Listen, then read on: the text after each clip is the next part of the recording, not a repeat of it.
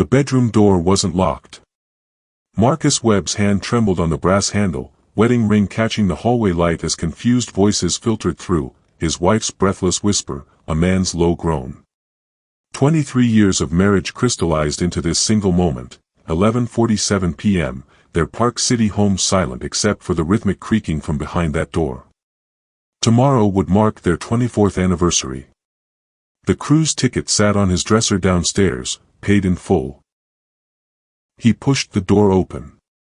Moonlight spilled across tangled sheets. Catherine's bare back arched toward a man whose silver cross necklace swung between them, Pastor David Brennan, spiritual leader of Mountain Valley Community Church, the man who'd counseled them through infertility, who'd baptized their adopted daughter, who'd held Marcus during his father's funeral just 6 months ago. The room smelled of betrayal and expensive cologne. Catherine's eyes met his. Not a shock. No shame. Something worse, relief. Marcus Jonathan Webb was born April 12, 1977, in Provo, Utah, to a family where faith wasn't optional, it was oxygen. His father, Jonathan Webb, served as a deacon for 40 years. His mother, Ruth, taught Sunday school until arthritis bent her hands into prayer permanently. Marcus learned early that doubt was weakness, that community meant accountability, and that a man's word before God was his only true currency. He met Catherine and Morrison at Brigham Young University in 1998. She was born February 8, 1979, in Salt Lake City, daughter of Harold Morrison, a corporate attorney, and Susan Morrison, a piano teacher who died of ovarian cancer when Catherine was 16. That loss carved something hollow in her, a hunger for certainty, for structure, for someone to tell her everything would be okay. Marcus became that someone. They married June 15, 2001, in the Salt Lake Temple. Catherine wore her mother's pearls. Marcus cried during his vows. They honeymooned in Yellowstone, making love in a cabin while elk grazed outside, believing their love was the kind that endured, the kind that built dynasties. But children never came. 5 years of negative pregnancy tests. 3 miscarriages, each one carving deeper wounds. IVF failed twice, draining their savings and Catherine's spirit. Marcus watched his wife's body become a battlefield, watched hope curdle into resentment. She stopped attending baby showers. Stopped going to church for a while. Started drinking wine alone in the bathtub, something her Mormon upbringing had forbidden. In 2009, they adopted Emma, a blessing that should have healed them. The 7-year-old girl with amber eyes became the glue holding their fracturing marriage together, the reason they kept smiling through gritted teeth at church socials, kept attending Pastor Brennan's couples workshops, kept pretending everything was fine. Pastor David Brennan arrived at Mountain Valley Community Church in 2018. 46 years old, born October 3, 1978, in Denver, Colorado. Charismatic. Educated. A widower whose wife had died in a car accident, leaving him with a son he rarely mentioned. He preached with intensity that made congregants weep, made donations flow, made broken people believe they could be whole again.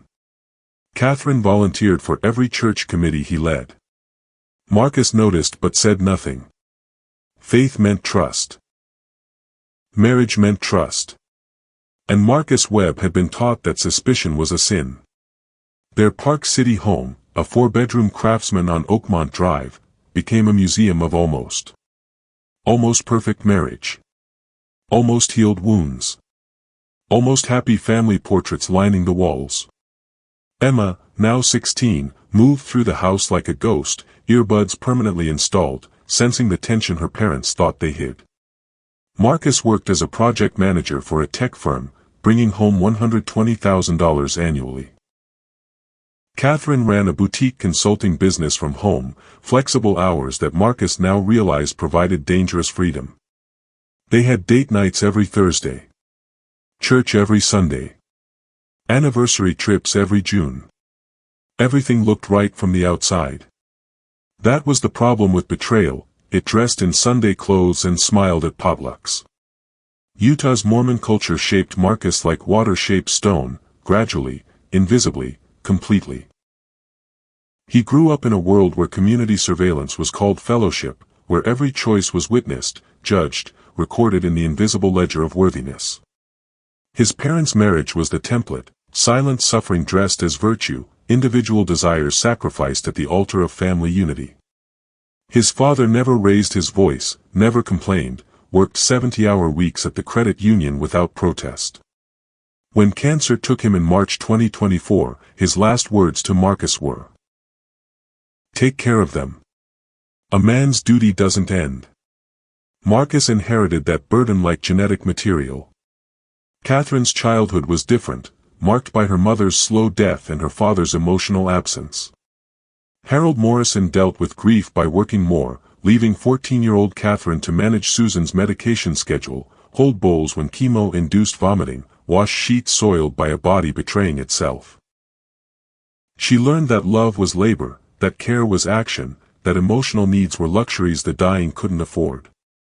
When Susan died, Harold remarried within a year, a younger woman named Jennifer who redecorated the house, erasing Susan's presence like she'd never existed.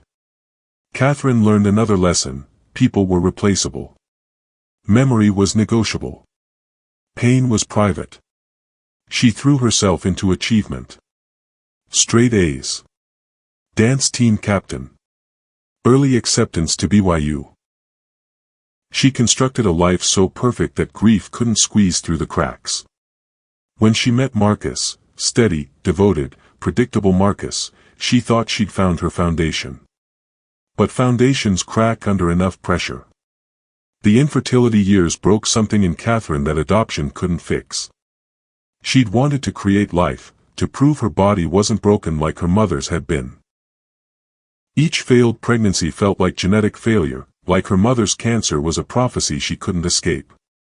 She attended therapy for a year, then quit when the therapist suggested she might be grieving something she never had. Marcus tried to help but didn't know how. He was raised to fix problems, not feel them. He researched specialists, tracked ovulation cycles, administered hormone injections with steady hands. He treated their bedroom like a laboratory and wondered why Catherine stopped looking at him during sex. Pastor Brennan entered their lives during this fragile period. His sermon spoke of divine timing, of God's plan being mysterious but ultimately benevolent. He held small group sessions in his home, a modest townhouse near the church, where couples shared struggles over coffee and gluten-free cookies. Catherine started attending alone when Marcus's work schedule conflicted. "He just understands loss," she told Marcus. "His wife died so young. He knows what it's like when life doesn't go according to plan." Marcus was grateful someone could reach her when he couldn't. Mountain Valley Community Church wasn't traditional Mormon, it was non-denominational, a modern glass building with a coffee bar and a rock band leading worship. It attracted young families, transplants from California and Texas, people seeking faith with fewer rules.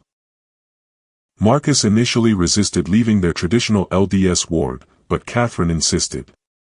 She needed somewhere without baby blessings happening every month, without everyone knowing their business. Pastor Brennan built his ministry on authenticity and vulnerability. He shared his own failures from the pulpit, his struggles with pride, his moments of doubt, his grief counseling sessions that left him weeping. The congregation loved him for it. Donated generously to the building fund, the mission trips, the youth programs.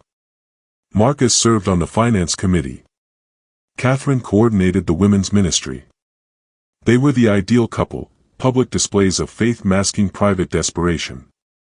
Emma, their daughter, saw through it all.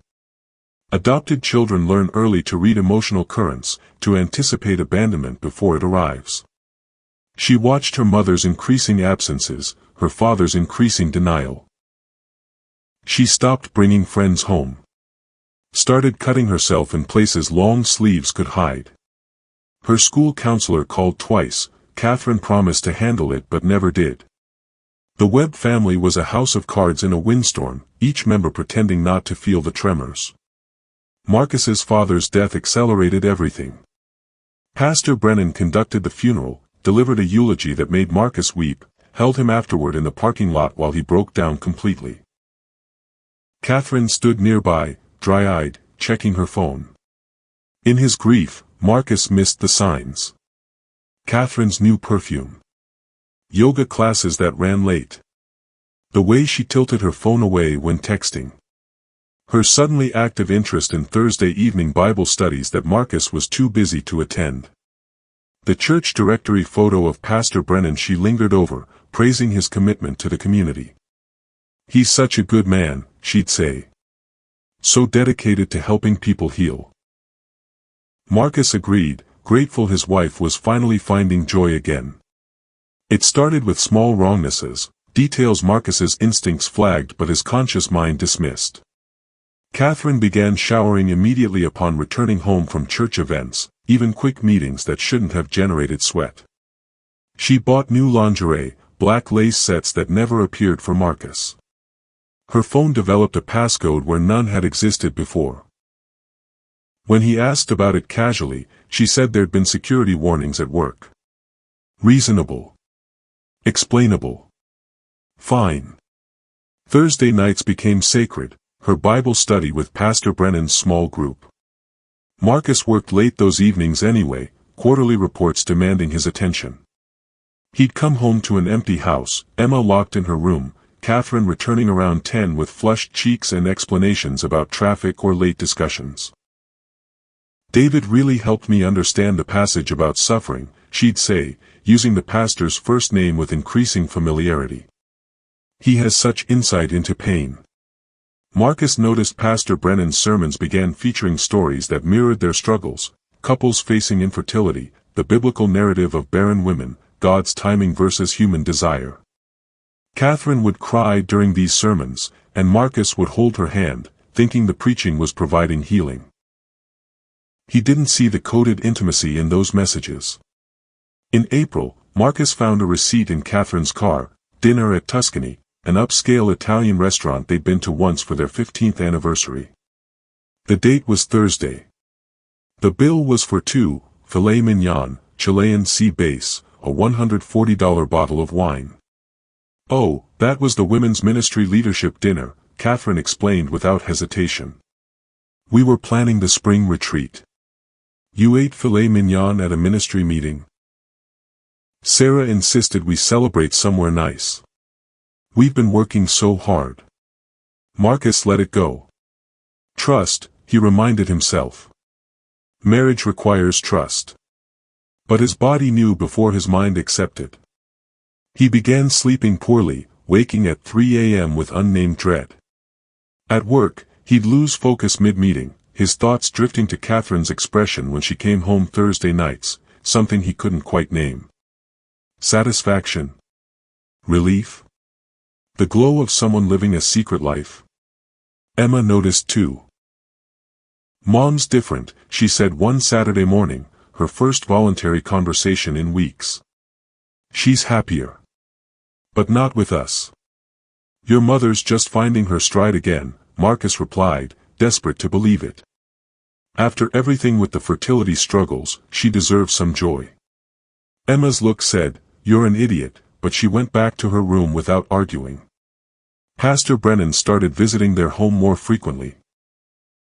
Casual drop-bys to discuss church matters, always when Marcus was at work. Marcus would find evidence: 2 coffee cups in the sink, the faint cologne scent in the living room, furniture slightly rearranged. "David stopped by to get my input on the sermon series," Catherine would explain. "He values my perspective." Marcus felt proud she was so involved. In May, he came home early with the flu and found Catherine's car gone. It was 2 p.m. on a Tuesday. Her consulting work supposedly being done from the home office. He called her cell. She answered breathlessly, traffic noise in the background. "Emergency meeting with a client," she said. "Crisis with their branding strategy." But when she arrived home an hour later, her clothes were wrinkled in a way meetings didn't explain, her makeup freshly applied like she'd just redone it in the car. Marcus's stomach churned with more than flu. He began paying attention differently. Noticed Catherine's calendar had blocks marked client work that generated no invoices. Noticed her mileage accumulating faster than her explained trips justified. Noticed the way she said Pastor Brennan's name, David *, with a tenderness she no longer used for Marcus. The week before their anniversary, he suggested they renew their vows during the Sunday service, a public recommitment. Catherine's face went pale. "That feels performative," she said. "Our marriage should be private, not a spectacle." "We used to talk about doing it for our 25th, Marcus pressed.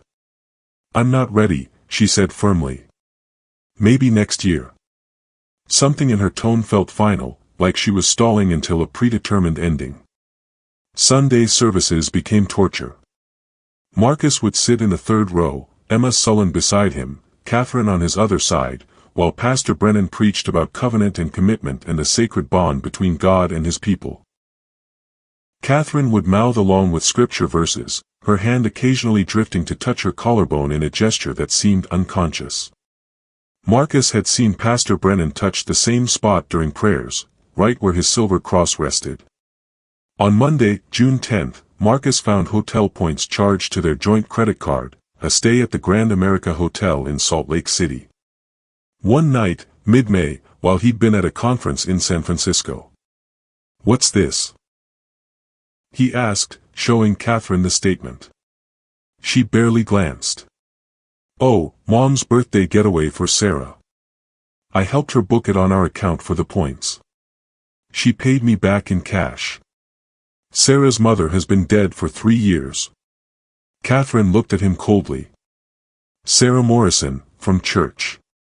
God, Marcus, you don't even listen when I talk about my friends." Except Marcus had never heard her mention Sarah Morrison. He checked the church directory that night. No Sarah Morrison existed. His hands shook holding the directory. The evidence was piling up, undeniable now, but his mind kept deflecting. Maybe he was remembering wrong, maybe stress was making him paranoid, maybe 23 years of marriage earned the benefit of doubt. That Wednesday, he left work early, deciding to surprise Catherine for a pre-anniversary lunch. He found her car in the church parking lot at 1 p.m. on a weekday, Pastor Brennan's Tesla beside it. The building was locked, no event scheduled. Marcus sat in his car for 40 minutes. Finally, they emerged, Catherine first, adjusting her blouse, Pastor Brennan seconds later, checking his watch. They didn't kiss, didn't touch, but their body language spoke volumes. The way they stood just too close. The way Catherine laughed at something he said, touching his arm with casual intimacy. Marcus drove home and vomited in the garage. That night, he tried to initiate sex for the first time in months. Catherine turned away. "I'm tired, Marcus. We'll celebrate properly after the anniversary cruise." He lay beside her in the dark, listening to her breathing even out into sleep, and knew with crystalline certainty that his wife was gone. Maybe it had been gone for months. Maybe he'd been living with a ghost, performing marriage while she performed loyalty. The cruise ticket sat on his dresser, a 7-day Caribbean voyage departing Saturday. He'd planned to propose renewing their vows on deck at sunset, in front of the ocean, the way they'd promised forever the first time. Now the tickets felt like evidence of his own delusion. Thursday night, their actual anniversary eve, Catherine announced she was going to Bible study as usual. "Skip it tonight," Marcus said quietly. "Stay home. It's our anniversary tomorrow." "David's counting on me," she replied, already moving toward the door. "I'll be home by 10. We'll have all day tomorrow to celebrate." Marcus watched her drive away, then sat in the darkening living room, Emma's music thumping overhead, and made a decision. He would know the truth tonight. Marcus waited until 10:30 p.m. Catherine's car sat in the driveway, but she wasn't inside. He'd been tracking her phone's location since 9 p.m., an app she didn't know he'd installed. The blue dot pulsed from an address he recognized, Pastor Brennan's townhouse, 15 minutes away. He drove in silence, no radio, hands tight on the wheel. Park City's streets were quiet, upscale homes glowing with warm interior light, other families living their tidy lives. His mind felt strangely calm, the panic of recent weeks crystallized into cold clarity. The pastor's townhouse was dark except for a single upstairs window. Marcus parked 3 houses down. Sat for 15 minutes, breathing. Praying, though he wasn't sure to whom or for what. His phone showed 10:47 p.m. In 13 minutes, it would be their anniversary. Rationally. Marcus laughed, the sound wrong, fractured. I just watched my wife fuck our pastor the night before our 24th anniversary. Where does rational enter this? I was going to tell you, Catherine said, and something in her tone suggested the truth. After the cruise. I didn't want to ruin. The cruise? Marcus felt his mind splintering. You were planning to smile and celebrate and lie to my face for 7 more days. She looked at him with something worse than guilt. Pity. I'm not happy, Marcus. I haven't been for years. You had to know that. So you fucked our pastor. His voice rose. That's how you handle unhappiness. By destroying everything. Pastor Brennan stepped forward, fully dressed now, assuming his counseling tone. Marcus, I understand you're hurt, but if we can all sit down and discuss this like adults. Marcus moved without thinking, fist connecting with the pastor's jaw with a crack that felt satisfying and devastating simultaneously. Brennan stumbled back, hand to his face, blood trickling from his lip. Marcus! Catherine screamed, moving between them. He stared at his wife, this stranger wearing Catherine's face, and saw the complete picture for the first time. This wasn't a mistake or a moment of weakness. This was a relationship, sustained and deliberate. She'd been building a life with this man while pretending to build one with Marcus. How long? He asked quietly. Catherine's eyes filled with tears. Does it matter? How long? 9 months, she whispered. 9 months. Since his father's funeral. Since Pastor Brennan held him while he wept in the parking lot, while Catherine stood nearby, already gone. Marcus felt something fundamental break inside him, the architecture of his identity collapsing. He was a man who believed in vows, in commitment, in the sanctity of covenant. His faith, his marriage, his spiritual leader, all betraying him simultaneously. The 3 pillars of his existence were reduced to rubble. I'm taking Emma, he said, voice hollow. Tonight. You tell her, or I will. You can't just, Catherine started. I caught you screwing your pastor. Marcus roared, the control finally shattering. You don't get opinions anymore. You don't get negotiations. You're a liar and an adulterer and you broke every promise you made. He turned to Pastor Brennan, who stood holding his bleeding mouth, Silver Cross Askew. I will destroy you. Your ministry, your reputation, everything. Every person in that church will know what you are. Let's all calm down, Brennan said, attempting authority. We're all sinners in need of. Get out, Marcus interrupted, voice dropping to ice. Get out before I do something unforgivable. He walked down the stairs, legs shaking, and somehow made it to his car. Drove home on autopilot, mind white with static. Found Emma sitting on the couch, headphones around her neck, face pale. I know, she said before he could speak. I've known for months. I tried to tell you, but you didn't want to see. Marcus sat beside his daughter and wept for the first time since his father's funeral, great heaving sobs that felt like they'd tear him apart. Emma held him, this child who'd already experienced one abandonment and was now living through another. At midnight, his phone buzzed. A text from Catherine, *, we need to talk about custody and the house. I'll stay at David's tonight, *. Their anniversary had arrived. Marcus looked at the cruise tickets on the coffee table. 2 days from now, they were supposed to be sailing toward a sunset, renewing promises that had already been incinerated. He picked up his phone and called a lawyer he'd met through work. Left a voicemail requesting an appointment for tomorrow morning. Then he sat in the dark with Emma's head on his shoulder, feeling the weight of everything he'd lost and everything he'd have to become to survive what came next. The house was silent except for Emma's quiet breathing. Outside, the first light of their anniversary dawn began filtering through the windows, indifferent and inevitable. The lawyer's office smelled of leather and old paper. Rebecca Chen sat across from Marcus with a yellow legal pad, pen poised, expression carefully neutral as he recounted the previous night in clinical detail. Emma waited in the reception area, earbuds in, face unreadable. "Do you have proof?" Rebecca asked. "Photos, videos, texts." "I caught them," Marcus said. "My eyes are proof." "Your eyes aren't admissible in court.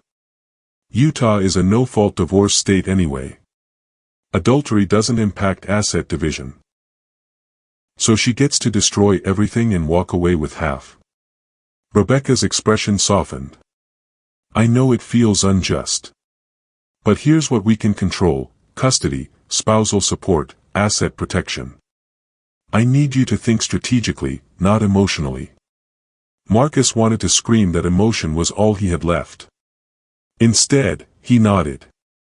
Over the next 3 days, Marcus became a different man, meticulous, calculating, cold. He hired a forensic accountant to audit their finances. Discovered Catherine had been transferring small amounts, $500 here, $800 there, to a separate account for 8 months. Not enough to trigger alerts, but totaling $18,000. Planning her exit strategy. He pulled phone records. Hundreds of texts to Pastor Brennan, escalating in frequency starting last September. Late-night calls lasting hours. The digital evidence painted a clear picture: this wasn't an affair, it was a relationship with infrastructure. Marcus contacted the church's board of elders, requesting an emergency meeting. They gathered Tuesday evening in a conference room, 6 men Marcus had served alongside for years, now looking uncomfortable as he laid out the evidence. "Our pastor has been conducting an affair with my wife for 9 months, Marcus said, voice steady. "He's violated his position of trust, his vows to this congregation, and fundamental moral principles. I'm asking for his immediate removal." Elder Thomas Harrison, 63 and grandfatherly, cleared his throat. "Brother Marcus, we need to hear David's side before making any." "His side?" Marcus interrupted. "I walked in on them. There are no sides. We need to follow proper procedures," Elder Michael Peterson said, shuffling papers. "Restoration process, counseling, possible sabbatical." Marcus stared at them, understanding dawning. "You're going to protect him." "We're going to handle this biblically," Harrison said.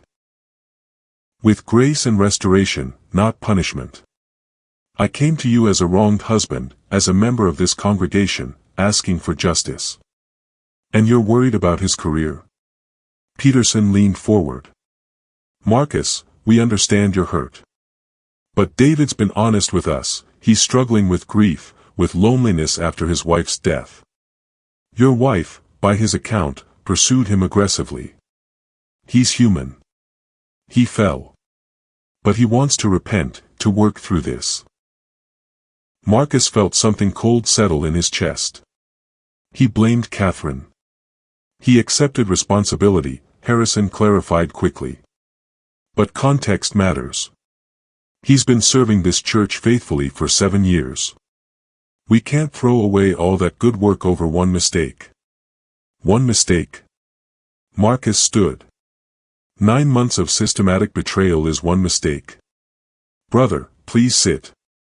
"I'm not your brother." Marcus moved toward the door. "I'm the man you're abandoning to protect your celebrity pastor. I want that on record. When this comes out, and it will, remember you chose him." He left them sitting in silence. That night, Marcus couldn't sleep. He scrolled through Catherine's social media, looking for clues he'd missed. Found photos from church events, Catherine and Pastor Brennan in the background of group shots, standing closer than appropriate. Comments from congregation members, such a cute couple, meant for another pair, but the irony cut deep.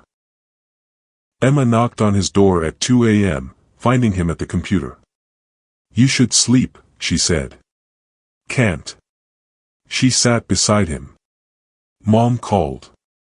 Wants to meet you tomorrow. Talk about moving forward." "What did you tell her?" "That I'd think about it." Emma paused. "Dad, I need to tell you something. Last November, I saw them together. At a coffee shop. I was with friends, and they didn't see me. But the way they were sitting, touching hands. I knew. I tried to tell you, but you said I was imagining things." Marcus felt sick.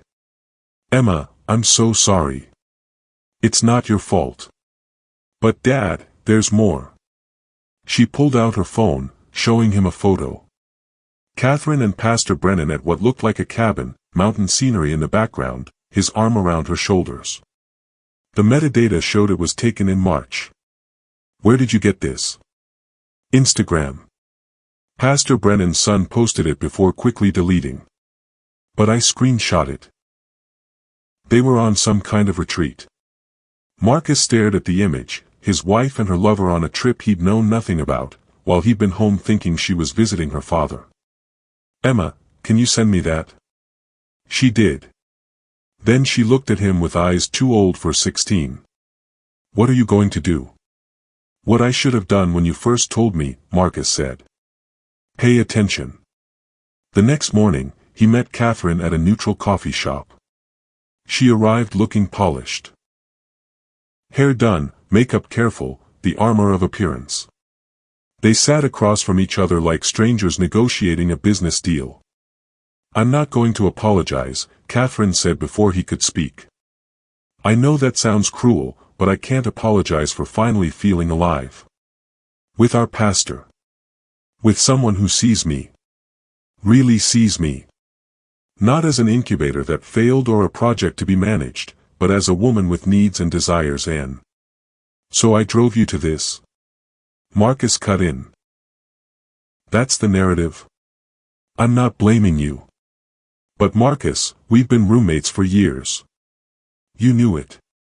I knew it. We just kept pretending because divorce is shameful and our community would judge us. So instead of talking to me, working on it, you fucked the man we trusted to guide our spiritual lives." Catherine flinched. "Don't be crude." "I'm crude." Marcus laughed bitterly. "I walked in on you. There's no euphemism that makes this acceptable." "David and I love each other," Catherine said quietly. "I know you can't hear that right now, but it's true. We're planning to marry once the divorces are final." The word hit like a physical blow. Divorces. Plural. Pastor Brennan was married, Marcus had forgotten. The widower story was his brand, but he'd remarried 2 years ago, quietly, to a woman named Jennifer who sang in the choir. "Does Jennifer know?" Marcus asked. Catherine's silence answered. "So you're both destroying multiple families for this, love? You can be bitter, or you can accept that people change, Marcus. I'm choosing happiness over duty for once in my life." Marcus looked at this woman he'd loved for 23 years and saw a stranger constructed from selfishness and rationalization. The Catherine he'd married had valued loyalty, had wept at their wedding over the sacredness of vows. This woman had surgically removed those values and replaced them with entitlement. "You'll regret this," he said quietly. "Not because I'm going to make your life difficult, though I will. But because building a relationship on betrayal means it's already poisoned. You'll wake up one day with David and realize you're just two people who proved they can't be trusted." "Maybe," Catherine said. "Or maybe we'll be happy in ways you and I never were." They discussed logistics. Marcus would keep the house temporarily, Emma would live primarily with him, Catherine would move in with Pastor Brennan until she found her own place. The lawyers would handle asset division. They'd tell Emma together this weekend. Walking to his car, Marcus felt hollowed out. But beneath the grief, something harder was crystallizing: resolve. He called Rebecca Chen. "I want to file immediately," he said. "And I want to pursue full custody based on emotional instability and affair-related behavior that's impacting Emma's well-being." "That's going to be expensive and ugly," Rebecca warned. "Good," Marcus said. "I want ugly. I want everyone to see what they did. Because if the church wouldn't hold Pastor Brennan accountable, if Catherine felt entitled to rewrite their history as inevitable, then Marcus would ensure the truth was documented, public, and undeniable. He'd spent his whole life being good, being dutiful, being the man everyone expected. Maybe it was time to be the man the situation demanded. Marcus stood in his garage at 3 a.m., his father's old toolbox open before him.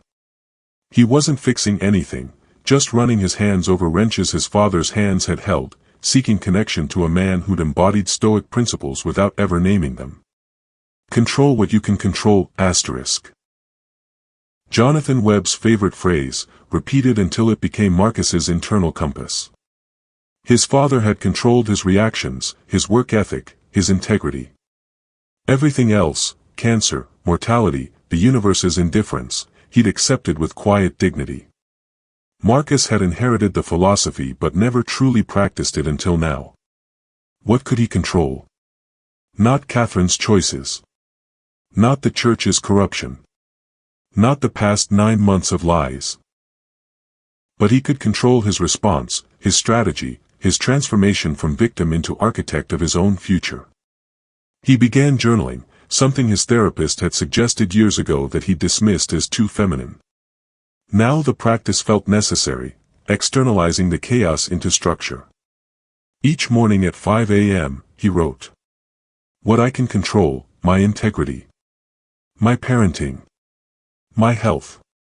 My legal strategy. How I tell this story, asterisk. What I cannot control: Catherine's narrative. The church's decision. Others' judgments. The past, asterisk. What I must accept: the marriage is dead. Trust was misplaced. My previous identity is gone, asterisk. The acceptance was the hardest. Marcus had built his entire self-concept around being a good husband, a faithful church member, a man who did right and received right in return. The universe had revealed that contract as fiction.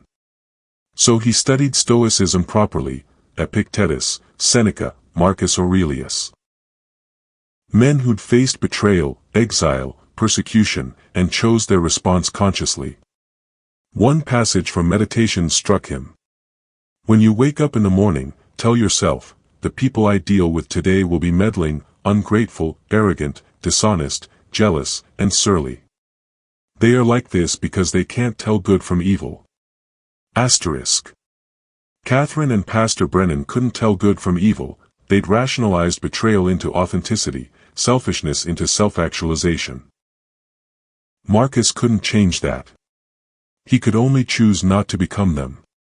He hired a personal trainer, started lifting weights at 6 a.m. before work. The physical discipline helped, transforming emotional pain into muscle fatigue, channeling rage into controlled movement. His body changed, leaner, harder. Emma noticed. You look different, she said one morning. Feel different, Marcus replied. Getting stronger. Good. We both need to be. He focused on Emma with new intensity, realizing he'd been an absent father while trying to be a perfect husband.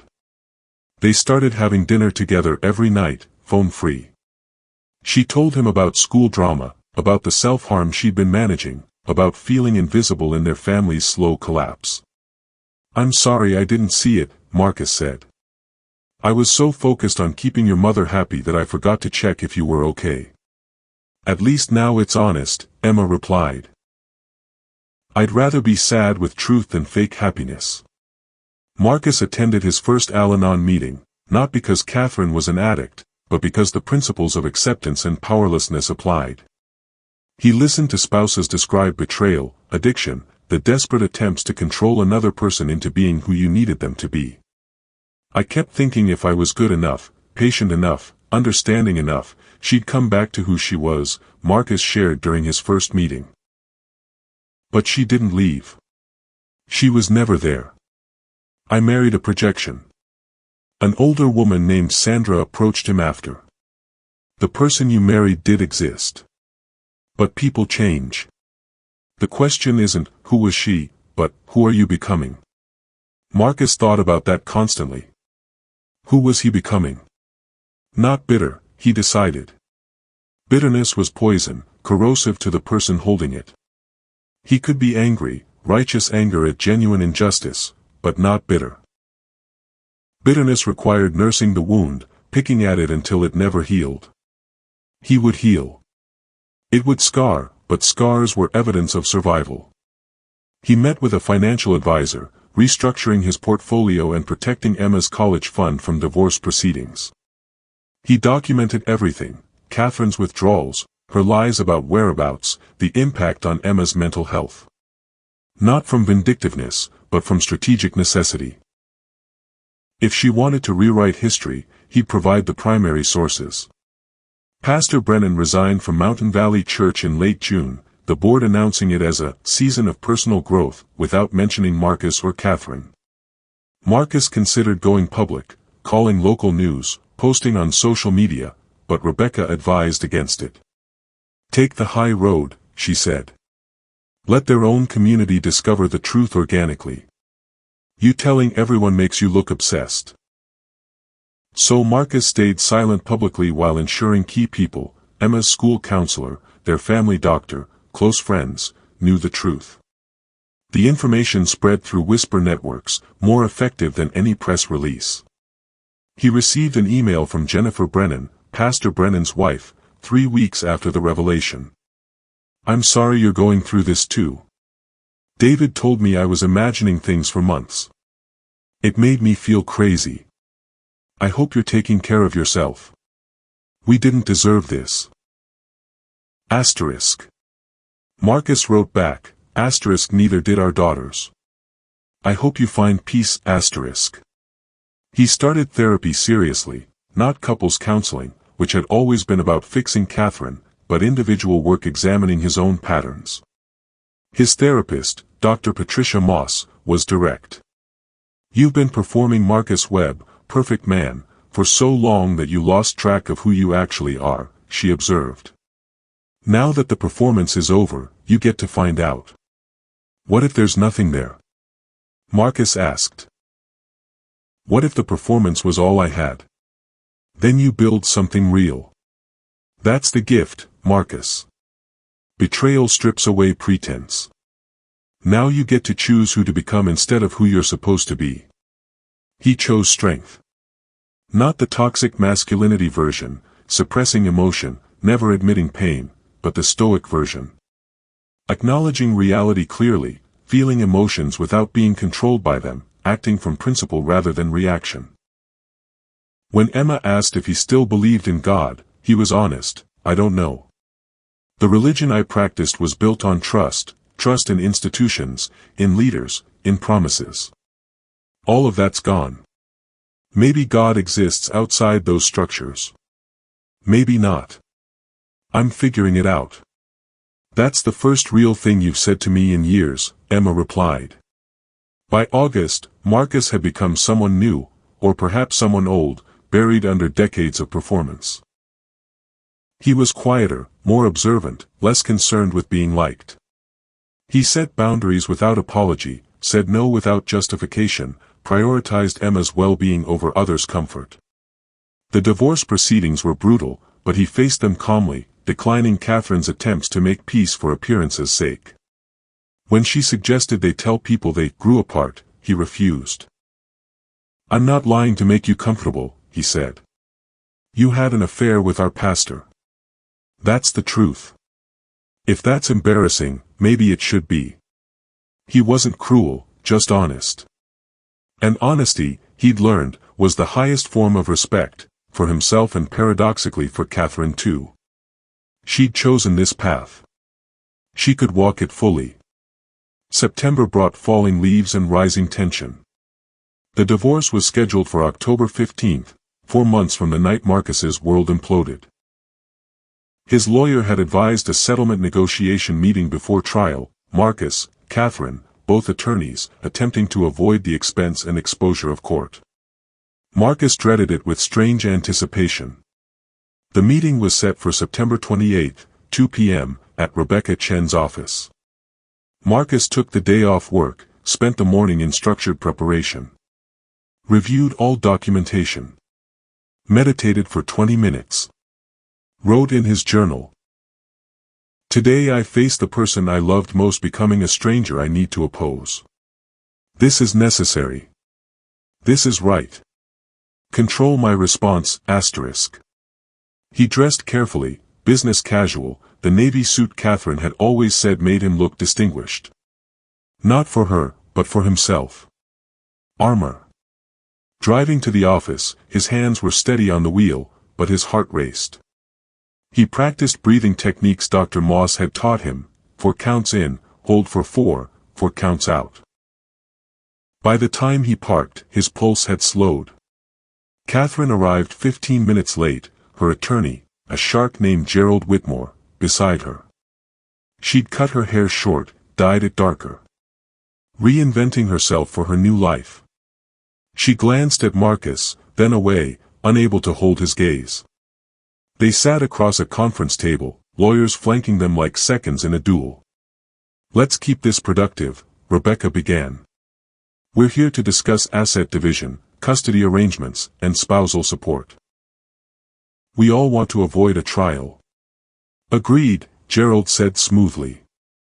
"My client is willing to be very reasonable about assets if we can reach a quick resolution on custody. She proposes 50-50 shared custody, alternating weeks, with holidays split evenly." Marcus spoke before Rebecca could. "No."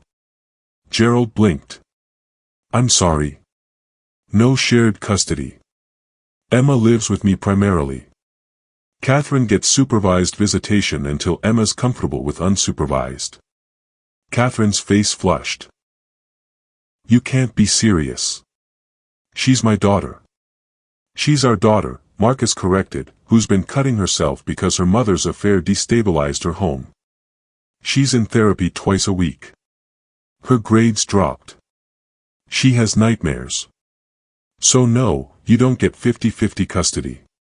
You get what Emma's comfortable with, and right now that's very little." "This is punitive," Gerald argued. "My client made mistakes in her marriage, but that doesn't make her a bad mother."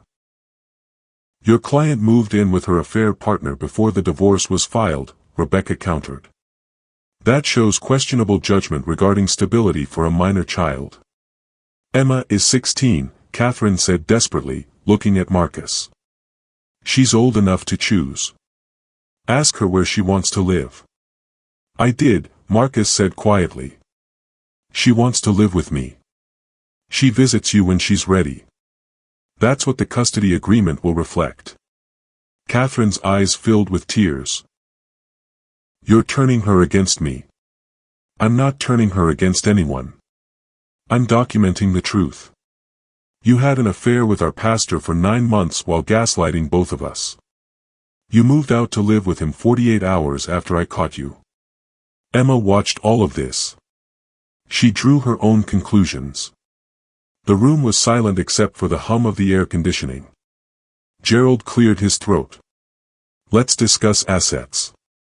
The house has $300,000 in equity. My client is entitled to half." "Your client systematically removed $18,000 from joint accounts to prepare for this," Rebecca said, sliding documentation across the table. "That's marital asset dissipation. We're seeking reimbursement plus her forfeiting additional equity to compensate. Those were small amounts over time." "Theft is theft," Marcus interrupted. "She was planning this exit while pretending to work on our marriage, while I paid for marriage counseling, while I planned an anniversary cruise. She's not getting rewarded for strategic deception." Catherine finally spoke directly to him. "When did you become this person? This cold, calculating?" "When my wife destroyed our family," Marcus said, voice level. You want to know who I became? Someone who doesn't lie to himself anymore. Someone who sees reality clearly instead of through the filter of what I wish were true. I never meant to hurt you, Catherine said, tears falling now. I was drowning, Marcus. Our marriage was drowning me. I needed to breathe. Then you divorce me, Marcus replied. You sit me down, tell me you're unhappy, and we end it with dignity. You don't fuck our pastor for 9 months while lying to my face. That's not breathing, Catherine. That's cruelty disguised as self-actualization. Her face crumpled. Gerald put a hand on her arm, warning her to stop talking. They negotiated for 2 more hours. Marcus conceded on some financial points. He'd take the house and its full mortgage, give Catherine more liquid assets to get established. But in custody, he wouldn't budge. Emma's well-being superseded everything else. Finally, Gerald and Catherine requested a private conference. Marcus and Rebecca stepped into the hallway. You're doing well, Rebecca said. Stay calm. Don't let emotion dictate terms. I'm not emotional, Marcus said. I'm clear. Probably for the first time in years. When they reconvened, Catherine looked defeated. We accept the custody arrangement, Gerald said. With the provision that we revisit it in 6 months based on Emma's therapeutic progress. Agreed, Rebecca said. The meeting ended with handshakes that felt performative, necessary rituals in the dissolution of a life. Catherine lingered as Marcus packed his briefcase. I really am sorry, she said quietly. I know you don't believe me, but I am. Marcus looked at her, really looked. Saw not the woman he'd married, not even the woman who'd betrayed him, but simply a person who'd made choices and now lived with consequences. The anger he'd carried for months had transformed into something closer to pity. I believe you're sorry, he said. I believe this got messier than you intended, and you're uncomfortable with being seen as the villain. But sorry isn't a time machine. It doesn't undo Emma's scars or give me back the year I spent oblivious while you built a relationship with another man. It's just a word you say to feel better about yourself. That's not fair. No, Marcus agreed. It's not. But it's true. And I'm done prioritizing your feelings over truth. He left her standing in the conference room and drove home to Emma, who was waiting with Chinese takeout and a new sci-fi show she wanted them to watch. How'd it go? She asked. Good, Marcus said. We protected what matters. They ate lo mein and watched explosions on screen, and Marcus felt something he hadn't in months, peace. Not happiness, that was too far off, but peace. The clarity of knowing he'd faced the confrontation with integrity, had advocated for his daughter, had refused to compromise on values just to smooth the process. The final court date was 17 days away. Marcus intended to be ready. October 15th arrived cold and gray, autumn rain turning Salt Lake City's streets into dark mirrors. Marcus stood outside the courthouse steps at 8:45 a.m., watching drops percussion on the granite, reminding himself this was an ending and a beginning. Emma had stayed home from school, insisting she wanted to be present. She stood beside him now, 17 next month, looking older than her years in a black blazer she'd chosen herself. You ready? She asked. As I'll ever be, Marcus replied. Catherine arrived separately, Gerald Whitmore holding an umbrella over her. She'd dressed conservatively, gray pantsuit, minimal makeup, playing the role of respectable soon-to-be ex-wife. Pastor Brennan wasn't with her, Rebecca had advised against it, and for once Catherine had shown sense. They entered through security, rode elevators in silence, ended up in a courtroom that smelled of furniture polish and old regret. Judge Patricia Morrison, no relation to Catherine's maiden name, presided, a woman in her 60s with silver hair and eyes that suggested she'd seen every flavor of human failure. The proceedings began formally. Gerald presented Catherine's case, a woman who'd grown apart from her husband, sought connection elsewhere, made mistakes but remained a devoted mother deserving of equal custody and equitable asset division. Rebecca countered with documentation. Catherine's systematic deception, the affair's timeline, Emma's declining mental health, the $18,000 in hidden withdrawals. Then came testimony. Catherine took the stand first, sworn in, hands trembling slightly. Mrs. Webb, Gerald began, can you describe the state of your marriage in the year prior to the separation? We'd been disconnected for a long time, Catherine said, voice steady. Since the infertility struggles. We became roommates, not partners. I tried to express my needs, but Marcus was always working or focused on church obligations. I felt invisible. Marcus watched her reconstruct history, mixing truth with convenient omissions. And when did you begin your relationship with Pastor Brennan? Last September. It wasn't planned. We were working closely on church programs, and he understood my pain in ways Marcus didn't. He'd lost his wife. He knew grief. Did you intend to hurt your husband? Never. I needed to feel alive again. And with David, I did. Gerald sat. Rebecca stood. Mrs. Webb, you testified that you tried to express your needs to your husband. Can you provide specific examples? Catherine hesitated. It wasn't direct conversations. More, hints. Suggestions about counseling. Hints, Rebecca repeated. Did you ever explicitly tell Mr. Webb you were unhappy enough to be considering infidelity? I didn't plan to have an affair. But once it started in September, you continued for 9 months while your husband planned anniversary celebrations, purchased cruise tickets, and believed your marriage was intact. Is that correct? It's more complicated than. Yes or no, Mrs. Webb? Did you maintain a sexual relationship with Pastor Brennan for 9 months while allowing your husband to believe you were faithful? Yes, Catherine whispered. And during this time, did you remove approximately $18,000 from joint accounts? I was preparing for financial independence. Without telling your husband? Yes. Did you lie about your whereabouts? Sometimes. How often? I don't know exactly. Rebecca pulled out documents. Phone records show 847 text messages between you and Pastor Brennan during those 9 months. Your calendar shows client meetings that generated no invoices. You told your husband you were working when you were with Pastor Brennan. Would you call that, sometimes, lying, or systematic deception? Catherine's lawyer objected. Judge Morrison overruled. It was wrong, Catherine admitted, tears starting. I know it was wrong. But I was suffering too. My marriage was dead. I was just too afraid to admit it. So your solution was to conduct an affair with your family's spiritual advisor while your 16-year-old daughter watched your marriage disintegrate. I tried to protect Emma. Emma was cutting herself, Mrs. Webb. Her grades dropped from A's to C's. She was hospitalized once for self-harm. Does that sound protected to you? Catherine broke down, sobbing.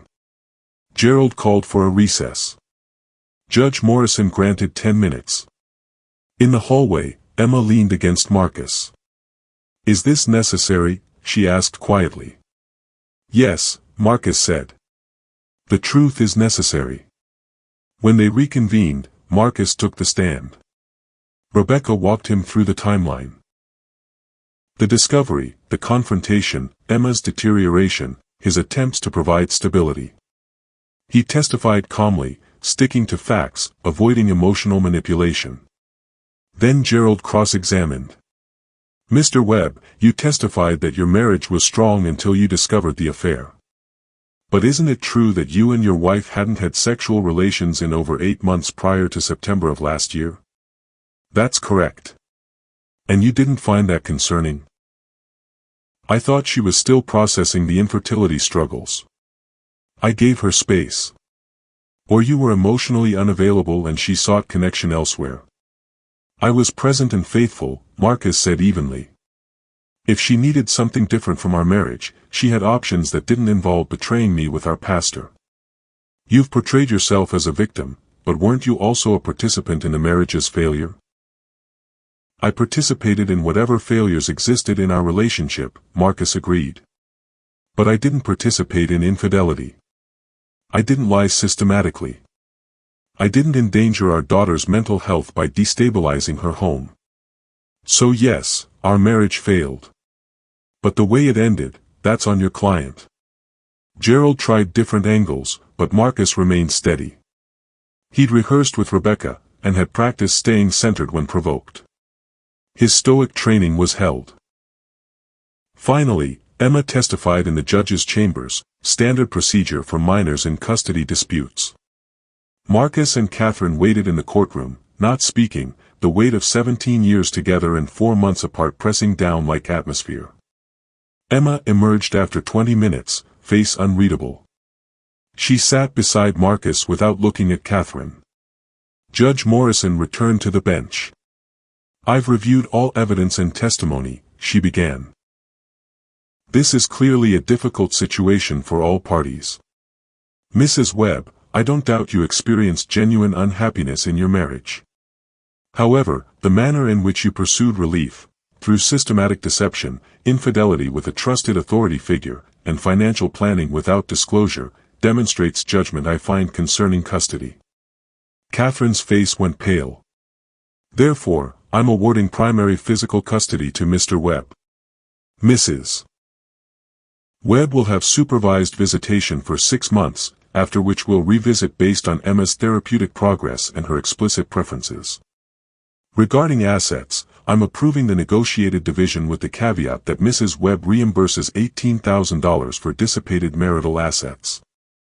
Catherine stood. Your Honor, please. My decision is final, Mrs. Webb. This court is adjourned. The gavel fell. Catherine sat down hard, Gerald whispering urgently in her ear. Marcus felt Emma's hand slip into his, the first voluntary physical contact she'd initiated in months. They left through a side exit, avoiding Catherine. Rain had stopped, leaving the city washed clean, the air sharp and bright. It's over, Emma said. This part is, Marcus agreed. Now we figure out what comes next. They drove home in companionable silence. Marcus made grilled cheese sandwiches for lunch, and they ate sitting on the back deck, watching clouds break apart, revealing patches of blue. His phone buzzed. A text from Catherine, *I hope you're happy. You've turned my daughter against me and destroyed any chance of civil co-parenting, *. Marcus deleted it without responding. Another text, this time from Rebecca, *. Judge Morrison rarely awards what we got. You did well. Take time to process, *. He would process. But not today. Today he'd sit with Emma, eat sandwiches, watch the sky clear, and feel something approaching closure. The marriage was legally dead. Now came the harder work of building a life from its remains. 3 months after the divorce finalized, Marcus received an email from Mountain Valley Community Church. The new senior pastor, Pastor David Chen, mid-50s, reputation for integrity, requested a meeting. They met at a neutral coffee shop on a Saturday morning in January 2025. Pastor Chen was direct. I'm reaching out to everyone affected by the previous administration's failures, he said. The board has asked me to apologize on behalf of the church and offer whatever support might help. Little late for that, Marcus said, not unkindly. I know. But I'm trying to rebuild trust. We've implemented new accountability structures, mandatory counseling boundaries, financial transparency. What happened to you and your family was unconscionable. Marcus studied the man. Genuine remorse in his eyes, not the performative empathy Pastor Brennan had specialized in. What happened to Brennan? Marcus asked. He started an independent ministry in Arizona. Online presence, no denominational oversight. Jennifer Brennan divorced him. He and your ex-wife are apparently engaged. Marcus felt nothing hearing this. The people who'd wounded him had become strangers, their story unfolding somewhere he didn't exist. "Are you interested in returning to the church?" Pastor Chen asked. "I understand if not, but I want you to know you'd be welcomed." "I don't know what I believe anymore," Marcus admitted. "The faith I practiced was so tied to that community, those relationships. Now it all feels tainted." "Faith isn't the building or the people," Chen said. "It's between you and God. Everything else is just scaffolding. Sometimes the scaffolding collapses, but the foundation remains." Marcus considered this. "Maybe. I'm not ready yet. But I appreciate you reaching out." They shook hands. Marcus left feeling something loosen, not forgiveness, exactly, but a willingness to consider that institutions could change, that his spiritual life didn't have to die with his marriage. Emma was thriving in therapy. She'd started art classes, discovered a talent for photography. Her self-harm had stopped, the cutting scars were fading into silver lines she sometimes traced absently, memories of a darker time. She saw Catherine twice a month now, supervised visits in public places. They were slowly rebuilding something, not the mother-daughter relationship they'd had, but something more honest. Catherine was working on herself in therapy too, Emma reported. Grappling with her choices. "She asked me to forgive her," Emma told Marcus one night. "What did you say?" "That I'm working on. But forgiveness doesn't mean forgetting. Doesn't mean letting her back into the center of my life." Marcus hugged his daughter, proud of her wisdom. Financially, Marcus had taken a hit, the house's full mortgage, reduced retirement savings from legal fees. But he was rebuilding methodically. Took on consulting work on weekends. Emma got a part-time job at a bookstore, wanting to contribute. They were a team now, partners in survival. Marcus dated once, a woman from work, kind and attractive. But he ended it after 3 dates, realizing he wasn't ready to trust someone with access to his interior life.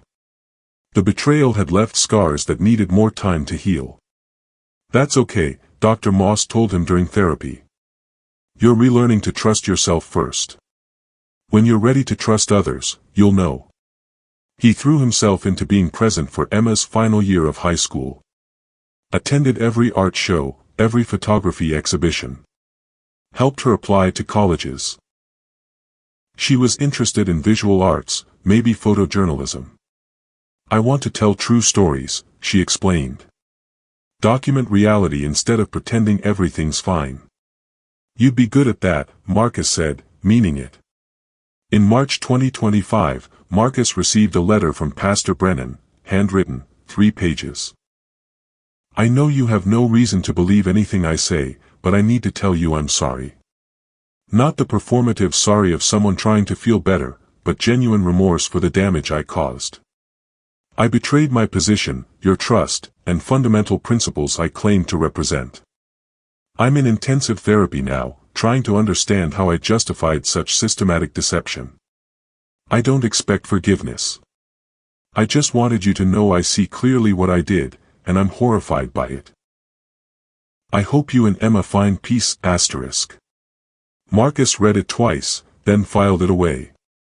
Not forgiveness, but acknowledgement. Brennan's work was his own now, Marcus couldn't carry the burden of the man's redemption. Catherine tried to initiate more contact as spring arrived, texts about shared memories, suggestions they could be friendly for Emma's sake. Marcus kept boundaries firm. "We're not friends," he told her during a brief phone call. "We're Emma's divorced parents who communicate about her needs. That's the relationship. I wish you well, but I don't want to be in your life beyond necessary coordination." "You used to be kinder," Catherine said. "I used to believe kindness meant accommodating others at my own expense," Marcus replied. "Now I know kindness includes self-respect. I'm not unkind to you. I'm just honest about my limits." She stopped pushing after that. Emma's 17th birthday in April was small. Just Marcus, two of her close friends, and her art teacher who'd become a mentor. They ate Thai food and watched a documentary about war photographers. Emma blew out candles and made a wish. "What did you wish for?" her friend asked. "Can't tell," Emma said, smiling. "But it involved college, good light, and maybe feeling whole again someday." "You're already whole," Marcus told her later, helping wash dishes. "Maybe differently shaped than before, but whole." "So are you, Dad," she replied. By summer, Marcus had found a rhythm. Work, gym, therapy, Emma, hobbies he'd neglected for years. He started hiking again, took a woodworking class, read philosophy and history instead of business books. He was becoming someone he liked being. Not the perfect husband of his previous life, not the broken victim of the discovery, but someone harder and softer simultaneously. Boundaries like steel, compassion like water. Strong enough to stand alone, open enough to connect when ready. The anniversary of the discovery, June 14th, came and went. Marcus noted it but didn't dwell. The date no longer held power over him. Marcus stood in his father's woodshop, technically Marcus's now, inherited along with the tools and half-finished projects. He was building a bookshelf for Emma's dorm room, measuring twice, cutting once, the way his father had taught him. A year and a half since the discovery. The wound had scarred but no longer bled. He thought about Marcus Aurelius's meditation. Asterisk, the impediment to action advances action. What stands in the way becomes the way. Asterisk. The betrayal had destroyed his old life, the secure marriage, the faith-based community, the identity as perfect Marcus Webb. But in that destruction, something truer had emerged. He'd learned that trust without discernment was naivety. That loyalty to others couldn't exceed loyalty to self. That institutions were fallible, people were complex, and suffering could be transformed into strength if you chose growth over bitterness. He'd learned to listen when people showed him who they were, not just their words, but their patterns, their choices, their treatment of others. Catherine had shown him years of distance. He'd chosen not to see. He'd learned that some relationships were meant to end. That fighting for a marriage required both parties fighting for it, and one person's effort couldn't sustain a partnership. That letting go wasn't failure, sometimes it was wisdom. He'd learned to be a better father by being a more authentic man. Emma didn't need a perfect parent. She needed an honest one who modeled resilience, boundaries, and the messy work of healing. He'd learned that faith could exist outside institutions, that God, if God existed, was bigger than the people claiming to represent him. That spirituality was personal, and reconstructing belief on his own terms was valid. Most importantly, he'd learned that his value wasn't determined by Catherine's choices. She'd betrayed vows, but that reflected her character, not his. He could mourn the marriage without internalizing the message that he'd been insufficient. He was enough. Had always been enough. Just not for her, and that was okay. Emma was moving to New York in the fall. School of Visual Arts, full scholarship. Marcus was proud and terrified in equal measure. But he'd raised a young woman who knew her worth, who wouldn't tolerate deception, who understood that integrity was non-negotiable. She'd survive. They both would. Marcus finished cutting the bookshelf side panel, running his hand over the smooth wood. His father had died without seeing this ending, the divorce, the reconstruction, Marcus's transformation. But Jonathan Webb's lessons had sustained him through it all. Control what you can control. Accept what you cannot. Choose your response, asterisk. Marcus had chosen strength over victimhood, truth over comfortable lies, growth over stagnation. He'd chosen himself. The bookshelf would be sturdy, functional, beautiful in its simplicity. He'd give it to Emma filled with books about photography, journalism, art. She'd take it to New York, and eventually to wherever life led her. And he'd remain here, in the house that was finally just his, building a life that was finally just his, becoming whoever he chose to become next. The past was sealed. The future was unwritten. And Marcus Jonathan Webb, 52 years old, divorced, faithful, flawed, resilient, was finally at peace with both.